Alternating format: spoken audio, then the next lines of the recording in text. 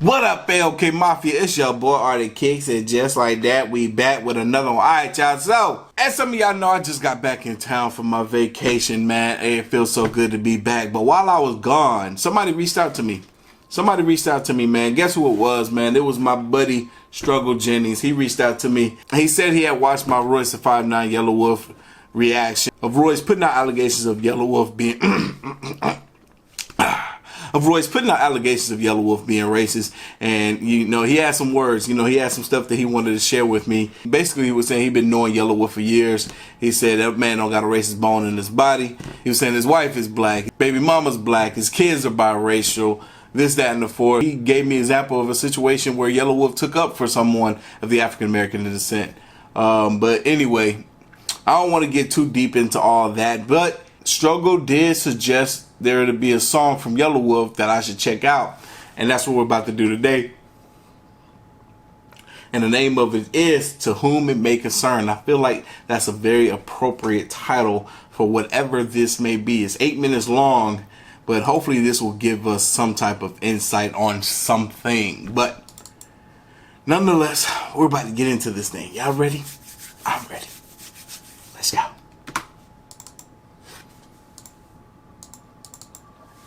Sit back and relax on this one.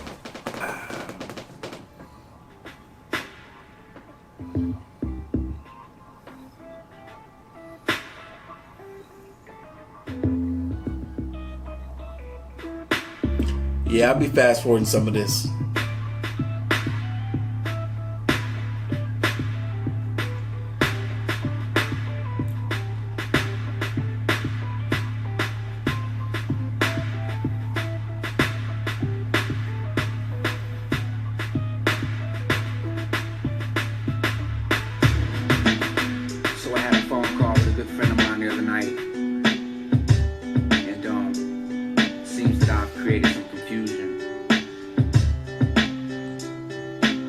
Straight up, people don't know you like I do, man. I guess I haven't said enough, or maybe I've said too much, I don't know. But I don't want to leave any stone unturned, or no questions about who I am, or what I represent. So here you go. I grew up in the deep gutter, raised by wolves, church steeples in a single white mother. Taught to be blind to any color by hippies who've been smoking weed since the 60s with dukes and handsome for bed covers. Rock and roll, country music and cocaine. One hand on the Bible and the Ouija board in the other. The irony of it all is so thick that a flower gets stuck in the thin air. That dope smoke, let us get it in. Michael Jackson. The irony of it all is so thick that a flower gets stuck in the thin air. That dope smoke, let us get it in. Michael Jackson, practicing moonwalking with a broomstick in the kitchen, popping and locking. No BET on television, we didn't have it. We had the rabbits, the tin-foil, mixing jar on the counter full of bacon oil. Now looking back, talking about freedom, yeah, you was spoiled. Oblivious to the hideous crimes from the insidious minds that took place right below us on the southern shore. The blood and the pain left a recoil. The creek waters holding secrets. Ghosts of Confederate veterans in the wind. Backwoods are haunted with the death and the sin. Slave ships carry the lost souls. Wicked white men slaughtering angels for a fucking barcode. We bear these wicked ways. The world is still turning. And these motherfuckers with their crosses is still burning. Yeah, I seen them at the courthouse. Not really sure what they trying to prove still. Jumped off the mountains, they still trying to move hills. In the dark, probably listen to Drew Hill. Pussy hotter than blue steel for Drew Hills. Dang, that's crazy, bro. That's crazy. He was like, yeah, I still see him at the courthouse, almost as if he's talking about insinuating that he's talking about the KKK. And he's like, hell, and behind closed doors, they probably listen to Druid Hill, or, that's, woo. YelaWolf getting deep. They still trying to move hills. In the dark, probably listen to Drew Hill. Pussy hotter than blue steel for Drew Hill. So Jesus gon' take the wheel, no you steer drunk. The youth here punks, the truth here come. I show you how these country folks pop that trunk. And my honesty is modest. To tell the whole truth, yeah, I've pondered and I've pondered to be spit it and called a wigger from who you consider the father at 14 to make you wonder and you wonder. Yeah, that's hard to hear, ain't it? But at that very moment, my picture got painted. call it God, call it what you will, but I knew the South was sick still and in need of some changes, so I took it upon myself to adopt all the outcasts. I took the American and the Confederate flag, threw it in my back pocket. I even went and got tags and carried them like a shield for the shit that won't tell me back. And these redneck brothers of mine playing that 3-6 in a fucking cornfield and big trucks with lift kits, oblivious to the beauty of juxtaposition. They had no idea how special it was to witness them in deep Alabama playing Snoop and Group Home, then taking Metallica. I discovered a new zone and Catfish Billy. A way for me to talk about it. From then on, I was questioning how they got it by my peers. Like when I listen to this right now, I can't help but to think about my own upbringing and my own musical influences.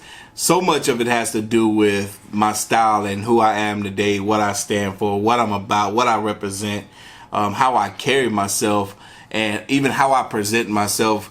I was definitely someone that was brought up on multiple different genres of music, not just hip hop, not just rap, not just R&B, but rock too, pop. I was brought up on so many different genres of music. I mean, especially like YelaWolf, growing up being a skater, man. I was a skater at heart, so I listened to everything. Like, because of skateboarding, I was introduced to so many songs that I wouldn't have otherwise heard, that I absolutely fell in love with, because I would watch the same skate videos, hundreds of videos, but I would watch them on repeat like 100 times each. And I would hear these songs and fall in love with these songs because I'm watching them and they go so well with these incredible skateboarders in these videos. And man, I mean, so I get it. Like when I'm listening to YelaWolf, I get what he's saying.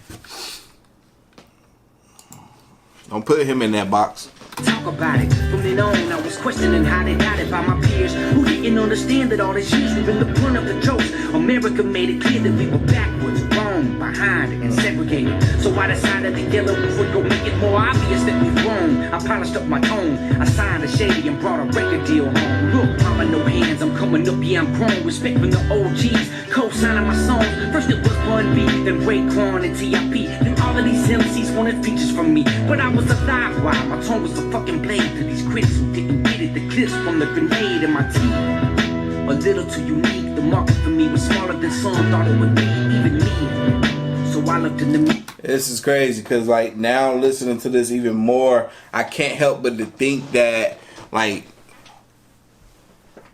Royce, it almost feels like Royce could be a little butthurt because YelaWolf don't need Eminem or Slim Shady or Shady Records or none of that to have success, to make a name for himself, to be the artist that he is and have the following that he is. But it might not be the same for Royce. You know, Royce might, if he do something separate from M, it won't get the love and backing and support that YelaWolf could get without either one of them. You know what I'm saying? He has that relatability. He has that sound that make you want to hear more of. So I've been a fan of YelaWolf. Still a fan of YelaWolf. The market for me was smaller than some thought it would be, even me. So I looked in the mirror, saw the Jordans, the gold chain, my shirt, Pantera, rubber flag on my pocket, red tattooed on my neck, Artofkickz across the stomach, and it ain't clicked yet.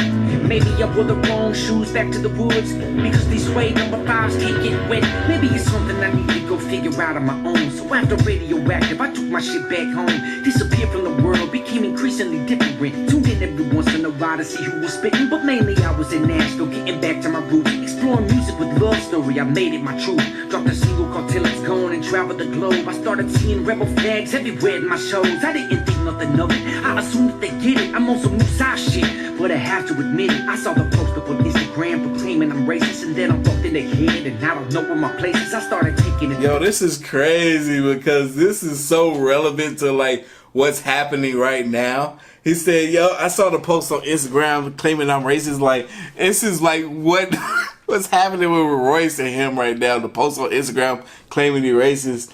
This is crazy because this is like 5 years ago when this was posted. This is it was like here's the response to all that right there. I don't have to say anything now because I've said it back then. Psh. And then I walked in the head and I don't know where my place is. I started taking it personal cause I treat people equal, homie. I got mixed kids and music is how I feel. Lo and behold, as I'm singing this, I started taking it personal, man. He said, I got mixed kids, and music how I feed them. He said, hell, music is how I feed them. I'm singing inside the scope of this evil white boy went in the church and killed 9 innocent people. God damn. Hold on, moment of silence.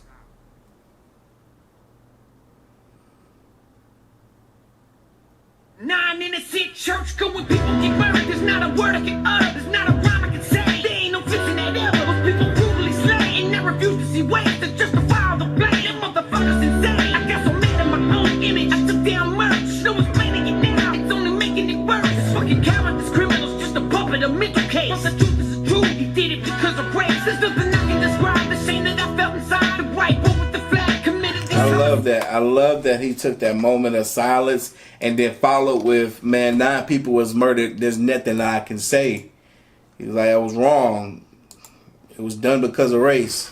He did it because of race. There's nothing I can describe. The shame that I felt inside. The white boy with the flag committed these homicides. I tried so long to defend the South, and yes, it was my decision. My interviews all over the internet. You can see me. I never thought myself to be like a politician, just a witness to the sickness. The killing was in the bridge, and the bridge that I laid to the road that I built from the love and the wisdom. I'm trying to find my way, but now I'm feeling in prison from the stereotype. I was prepared for the fight. Hell, I'll be stereotyped into my burial site. I married a loaded gun when I married this mic. Ain't playing Russian roulette, ain't playing around with my life. Cause what I cannot do. Woo! He said, I married a loaded gun.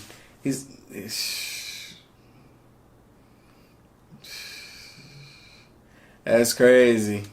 He was like, yo, it's like, he's like, when I put this mic up to my mouth, it's like I married a loaded gun. Like my words have so much power. They have so much influence.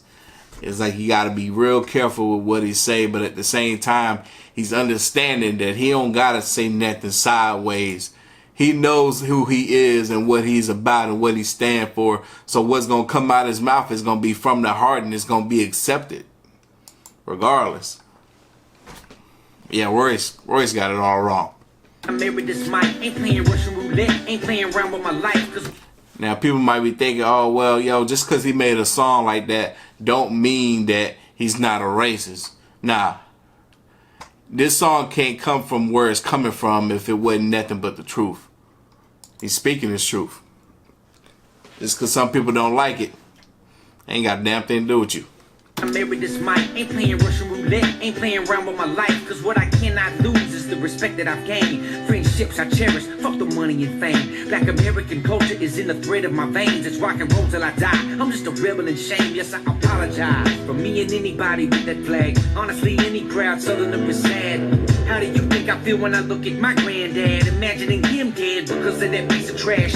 See, I've spoken about this before, man. When it comes to rebel flag, people be like, yo, how can you support these people that support that?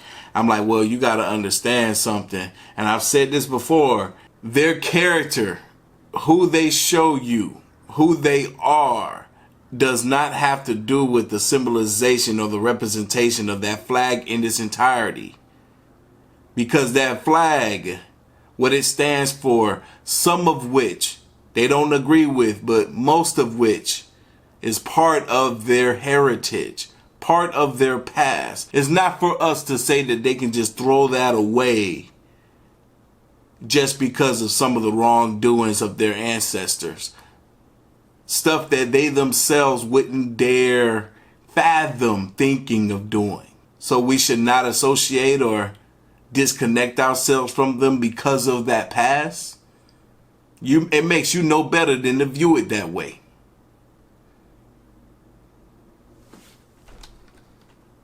Dad, imagining him dead because of that piece of trash. I got nephews, nieces who need this peace between this, but media is fiendish. So if you feel like you're above it or beneath it, have a logical mind about who your team is. And when you look at me, dog, don't. Said he said this media, if you feel like you above it or beneath it, have a logical mind about who your team is. And when you look at me, dog, don't look at me like another branch of a tree, dog. I took the shit and balanced it the best that I could. Try to hold up the wood of America's old seesaw. But this ain't hee-haw with Lee-Maw. We ain't on the Cosby Show, are we, bro? Daddy may give a goodnight kiss, but I can promise you this, that you ain't promised tomorrow. I wish I it could go back to the innocence. I remember my friends with no differences, but big is relative. Is it it? Maybe by 2050 we'll be over it. Big crit, I love you homie, keep killing shit. You inspired us first, I got your back and that's limitless. It is what it is, we cannot fix all this ignorance. American flags up, it's over, I'm in this.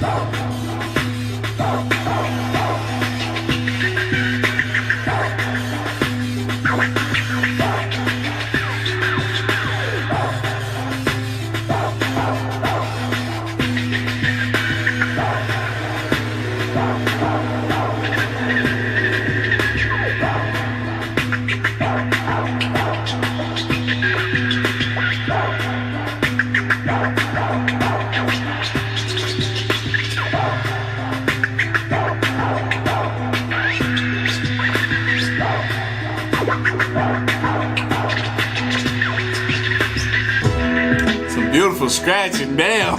That shit was clean, bud. Woo, felt like they was in here doing that shit, bro. Loved it. Absolutely loved it.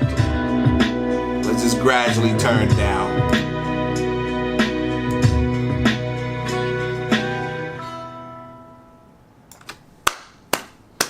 Love that. Absolutely love that, man. Gosh. That was a really good song, man. Good song. Goodness gracious. Man, I can't wait to hear that again, man. And it was so perfect to listen to it with my eyes closed because I really got to hear it and take it in. And YelaWolf delivered it in such a way that you can enjoy it for all its entirety, listening to it with your eyes closed, man. And boy, I really enjoyed that, man. If y'all like my reaction to YelaWolf, to whom it may concern, Royce, you are the whom this may concern. Hit that like button, hit that subscribe button. Stay tuned for more. As always, the link to the video is going to be down in the description box below. If you haven't already, make sure you follow your boy right here on the Gram Man Twitter at Artofkickz. Till the next one.